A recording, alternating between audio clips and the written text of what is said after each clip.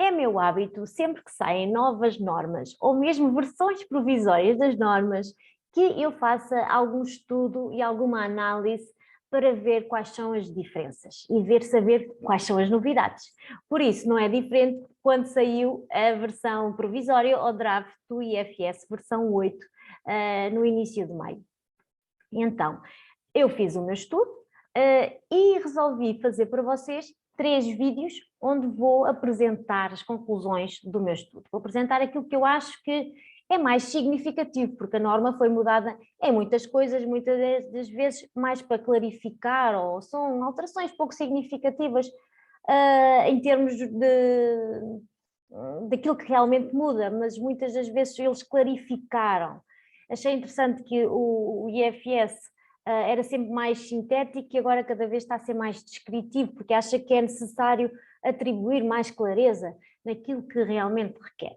Por isso, vou apresentar neste primeiro vídeo aquelas impressões que nós temos logo quando abrimos o livro ou a norma pela primeira vez, mas também vou-me deter em alterações da parte 1 do protocolo de certificação. Okay? Então vou-vos mostrar uma pequena apresentação que fiz para vocês para facilitar aqui a nossa conversa. Eu, às vezes é sempre mais fácil fazer uma apresentação do que depois estar a falar e vocês não estarem a ver exatamente aquilo que eu queria vos explicar. Então este será o primeiro vídeo de 3 vídeos. Por isso sejam atentos às minhas redes sociais para acompanhar os próximos episódios. Então, aquilo que nos salta logo à vista quando abrimos a norma é o termo avaliação desaparecer. Relembro que na versão 7 o termo avaliação apareceu para substituir a auditoria de certificação, ou a auditoria de terceira parte, porque para auditorias internas continuava o termo auditoria. Mas aqui desaparece esse termo de avaliação e passa a ser substituído por auditoria, coisa que já acontecia em todas as outras normas e em todas as outras versões da norma. Outra coisa que achei interessante eles clarificarem, porque é sempre um ponto que dá muita dúvida às empresas que vão fazer a avaliação pela primeira vez, neste caso já estou a usar o termo antigo, a auditoria pela primeira vez, é o definir o âmbito. Sabemos que o âmbito deve ser acordado entre a empresa e o órgão de certificação antes da auditoria, que deve incluir a descrição de todas as atividades da empresa, incluindo todas as linhas e produtos que estão em produção, seja marca própria, seja de cliente. No entanto, isso gerava sempre muita confusão a como descrever. Então, aqui nesta versão 8, eles clarificam as regras para definir os âmbitos. Então, explica-nos lá o que nós não devemos escrever e aquilo que devemos escrever, o que não podemos excluir e o que podemos excluir. Achei bastante interessante, não vou estar aqui a explicar tudo, porque isto tem que ser um vídeo breve, mas se quiserem saber mais, vão lá à versão provisória, ou mesmo perguntem-me nas redes sociais se tiverem alguma dúvida, que eu terei todo o gosto de vos esclarecer. Mais coisas que eu também achei de extrema importância ficar lá escrito. Era mais ou menos subentendido, mas não havia nenhuma regra específica sobre isto. Ou seja, na auditoria inicial, ou seja, a primeira vez que eu vou fazer uma auditoria IFS, a norma vai exigir que haja pelo menos, no mínimo, 3 meses de operação antes da auditoria. Isto quer dizer o quê? Que eu implemento o IFS numa data e vou ter a auditoria noutra data. Entre esse tempo tem que ter pelo menos 3 meses a produzir registros, a produzir evidências que o IFS está a funcionar e que está plenamente implementado na organização. Achei isto de extrema importância porque era uma coisa, lá está, que estava subentendida, eu que tinha que ter alguma coisa para apresentar ao auditor, mas não dizia qual era o mínimo de tempo que deveria estar em produção. Por exemplo, a norma Global Gap, que é para a produção primária, já fala disso, já há muito tempo nas versões do Global Gap que fala nesse período mínimo de tempo que de haver registros antes da auditoria de certificação.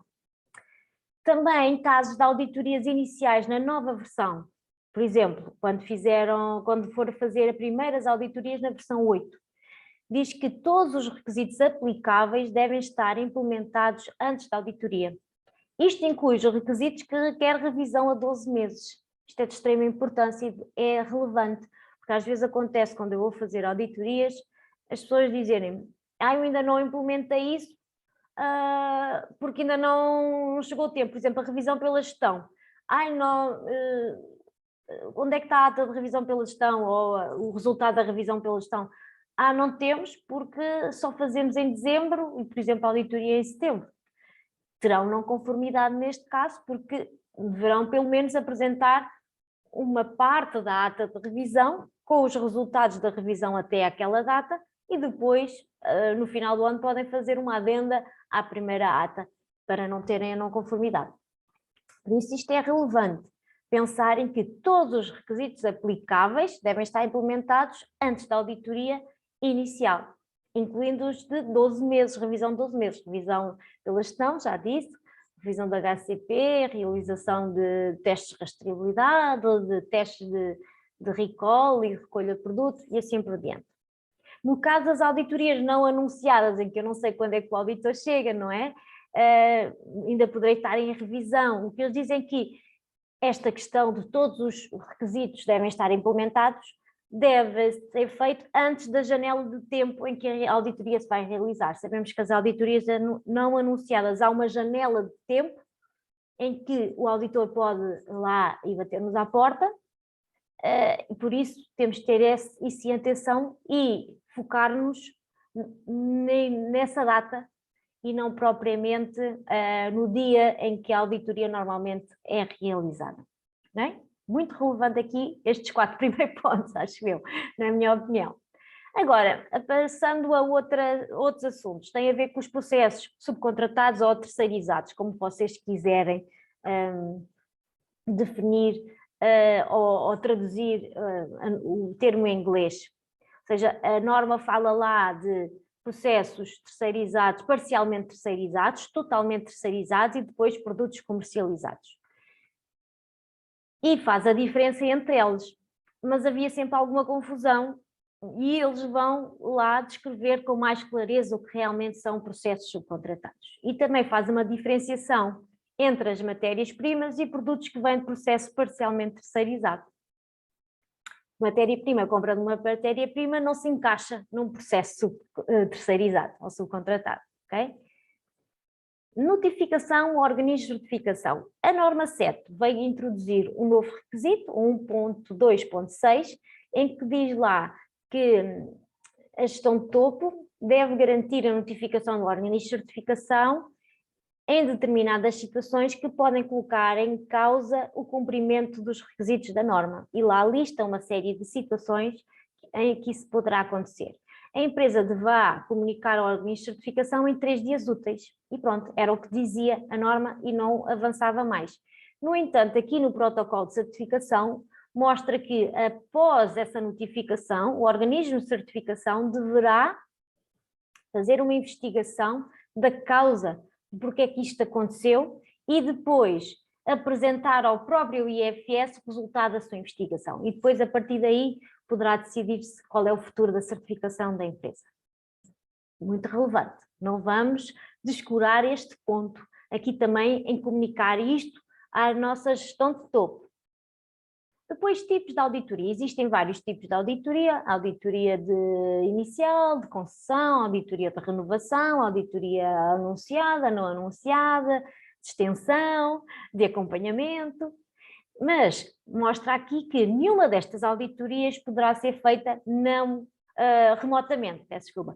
Nenhuma auditoria pode ser feita totalmente remotamente. O IFS marcou a sua posição durante a pandemia e não permitia a realização de auditorias remotas para a renovação das certificações e muitas empresas perderam a sua certificação nessa altura e continua com essa posição. No entanto, permite a realização de split audits ou auditorias combinadas em que uma parte é remota e outra em chão de fábrica, em determinadas circunstâncias que deverão ser bem justificadas.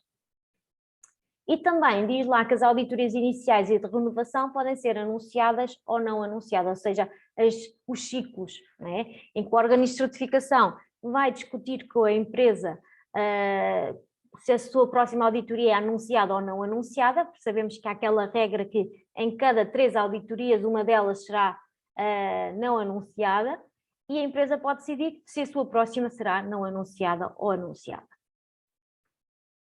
Também é relevante aqui sabermos esta situação.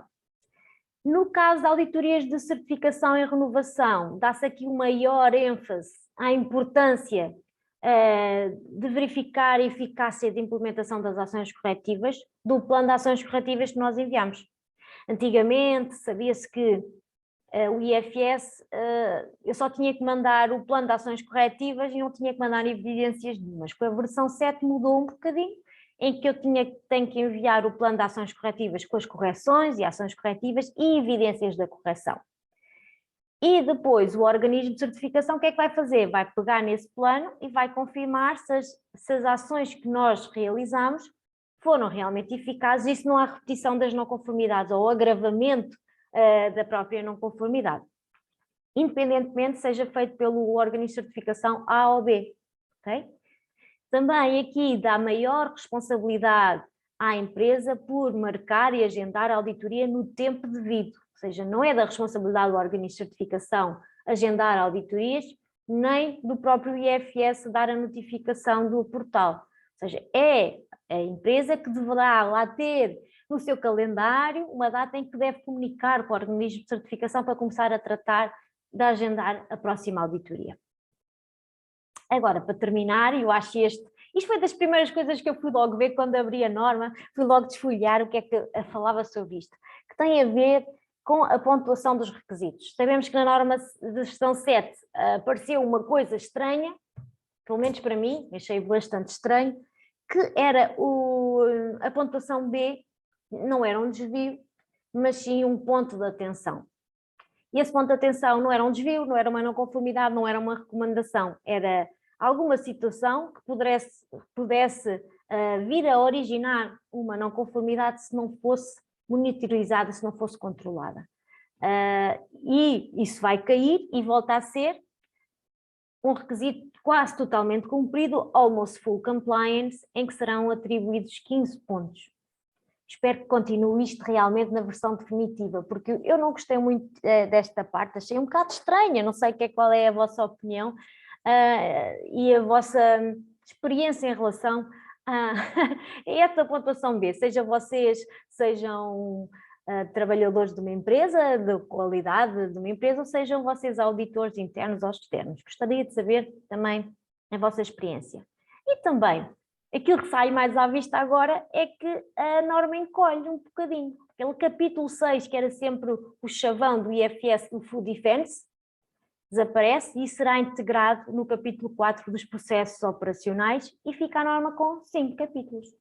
E assim fiquei aqui neste primeiro vídeo e fiquem atentos às minhas redes sociais para ver os meus próximos 2 vídeos desta série. Espero que tenham gostado desta minha apresentação e deem o vosso gosto aqui nas minhas redes sociais. E até ao próximo vídeo.